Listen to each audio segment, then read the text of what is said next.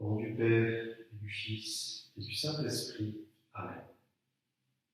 Mon Seigneur et mon Dieu, je crois fermement que tu es ici, que tu me vois, que tu m'entends. Je t'adore avec profonde révérence. Je te demande le pardon de mes péchés et la grâce de faire les profits ce moment de prière. Ma Mère Immaculée, Saint Joseph, mon Père et Seigneur, mon ange gardien, intercédez pour moi, intercédez pour tous les élèves d'Hautefeuille, intercédez pour tous les membres du Club Delta et de tous les clubs du monde entier, de France et de tous les pays du monde. Amen.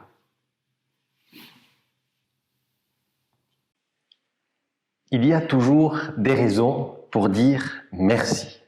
Merci à tes parents, merci à tes professeurs, merci à tes frères et sœurs, merci aux moniteurs du club. Je peux te dire que quand les moniteurs de Delta ou que les professeurs d'Hautefeuille reçoivent une carte postale de remerciement, eh bien, c'est un grand plaisir que tu leur donnes.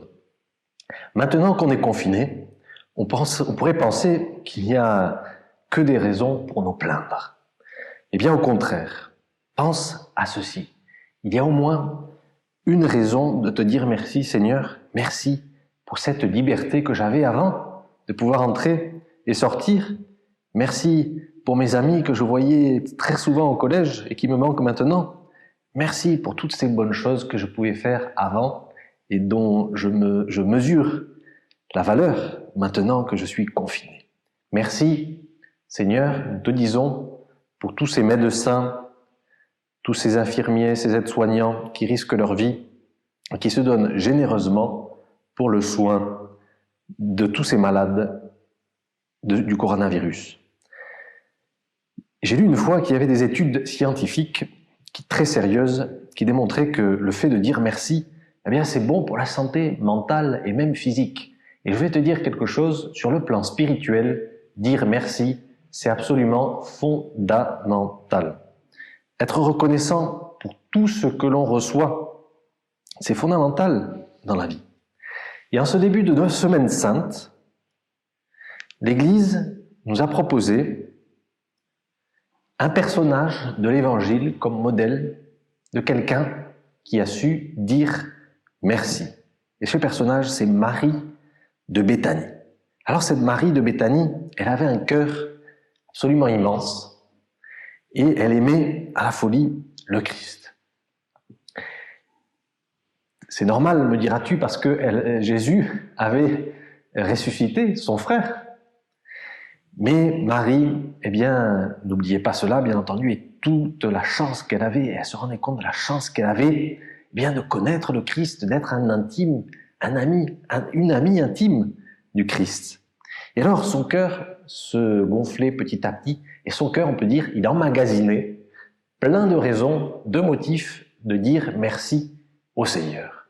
Il emmagasinait, parce que Jésus, eh bien, m'a dit ceci, parce que Jésus m'a fait cela, parce que Jésus a ressuscité mon frère, parce qu'il est venu dîner chez moi, parce qu'il m'a invité dans cet autre dîner avec ces notables de Béthanie. Et Marie, à un moment donné, son cœur, eh bien, explose d'action de grâce, explose dans un grand merci. Et c'est un passage de l'Évangile que nous avons lu ce lundi saint, où on voit Jésus invité à un dîner à Béthanie, et Marie est là. Et c'est le jour, effectivement, où le cœur de Marie a explosé en action de grâce. Elle a pensé, comment je peux dire merci à Jésus? Comment je peux lui rendre grâce pour tout le bien qu'il m'a fait? Et alors, comme l'amour, eh bien, est très inventif, eh bien, elle a eu l'idée de prendre quelque chose qui avait un grand prix, quelque chose auquel, eh bien, elle tenait, et c'était un parfum, un flacon de parfum qui sentait très bon et qui était très cher. Et elle s'est dit, eh bien, c'est la meilleure chose que je peux donner au Seigneur. Et qu'est-ce qu'elle fait? Eh bien, elle verse tout son parfum sur la tête et les pieds du Christ. Et ensuite, qu'est-ce qu'elle fait? Elle essuie les pieds du Christ avec ses cheveux à genoux devant le Seigneur en lui disant de cette manière, merci Jésus. Marie est un modèle d'une femme qui a su dire merci. Il y a un autre personnage dans cet évangile et c'est Judas. Judas qui déjà a emmagasiné, lui, plein de raisons, mais d'être aigri. Plein de raisons pour râler, pour se plaindre, qui explosera dans quelques jours quand il va trahir Jésus. Et ce jour-là, on peut voir déjà qu'il est mal en point spirituellement, qu'il ne se rend pas compte de la chance qu'il a de vivre avec Jésus. Et qu'est-ce qu'il dit quand il voit Marie dire merci à Jésus? Il dit « Mais on aurait pu donner ce parfum pour des pauvres. » Et Jésus lui dit « Non, Judas, Marie a raison. Merci, Marie, de m'avoir dit merci. Merci, Marie, de m'avoir dit merci. » lui dit-il en substance quand tu lui dis « Elle l'a bien fait. Marie a bien fait. » La Semaine Sainte, c'est le sommet de toute l'année liturgique qui culmine à Pâques. Et je pense que nous pouvons prendre modèle sur Marie de Béthanie en disant, durant cette Semaine Sainte, un grand merci à Jésus, ou 3 petits merci. Un merci le jeudi saint, un merci le vendredi saint, et un merci la veillée pascale et le dimanche de Pâques et le lundi de Pâques. Un merci pour le jeudi saint. Merci Seigneur, parce que tu as institué l'Eucharistie, qui me manque tant maintenant que je ne peux pas communier à cause du confinement. Merci Seigneur, parce que j'ai pu communier tant et tant de fois. Merci, parce que tu as trouvé ce moyen pour rester avec nous jusqu'à la fin des temps. Alors si on médite le jeudi saint, on peut voir que Jésus, il imite le geste que Marie de Béthanie a fait. Et il dit merci à ses apôtres en lavant les pieds de chaque apôtre. Et ensuite, il institue l'Eucharistie pour continuer son grand merci à Dieu le Père et pour nous permettre, avec lui, de dire merci à Dieu le Père. Parce que l'Eucharistie, c'est action de grâce. Ça veut dire action de grâce. Un grand merci à Dieu le Père que nous aide à prononcer Jésus dans l'Eucharistie. Et le vendredi saint, nous pouvons dire un autre merci au Seigneur en contemplant la croix, en contemplant les conséquences de ton amour total pour nous. Seigneur, en contemplant cette croix, en te voyant crucifié par amour pour nous, je veux te dire merci. Et je voudrais que chacun, dans notre cœur, nous gardions le silence, nous contemplions un petit peu cette croix, nous regardions Jésus et son amour, que nous lui disions merci. Merci pour ces parents que tu m'as donnés. Merci pour ces frères et sœurs. Merci pour toutes ces bonnes choses que je peux faire. Alors gardons un petit peu le silence et que chacun dise merci à Jésus sur la croix.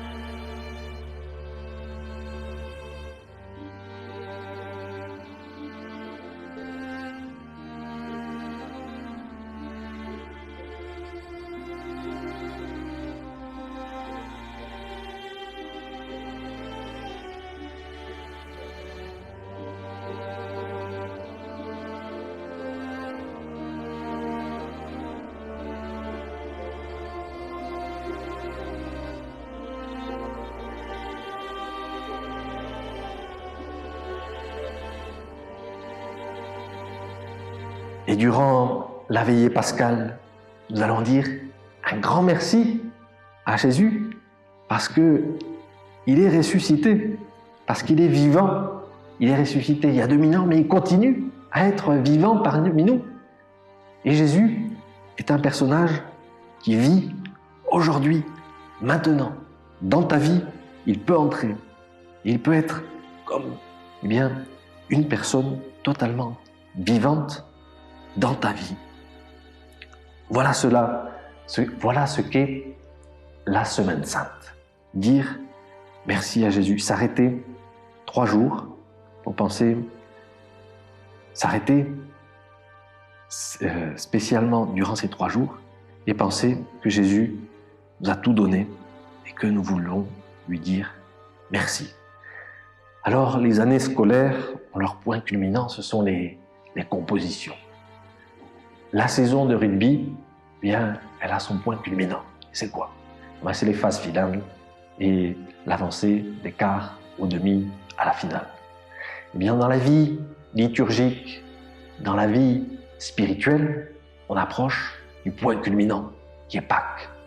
Alors Seigneur, nous te demandons de nous aider à bien nous préparer à Pâques, en commençant à te dire merci, en te disant merci le jeudi saint, un beau merci le vendredi saint, et un grand merci la veillée pascale, le jour où tu vas ressusciter pour nous et être présent parmi nous jusqu'à la fin des temps. Je te remercie, mon Dieu, des bonnes résolutions, des actes d'amour et des inspirations que tu m'as communiquées dans cette méditation. Je te demande de m'aider à les mettre en pratique. Ma Mère Immaculée, Saint Joseph, mon Père et Seigneur, mon ange gardien, intercédez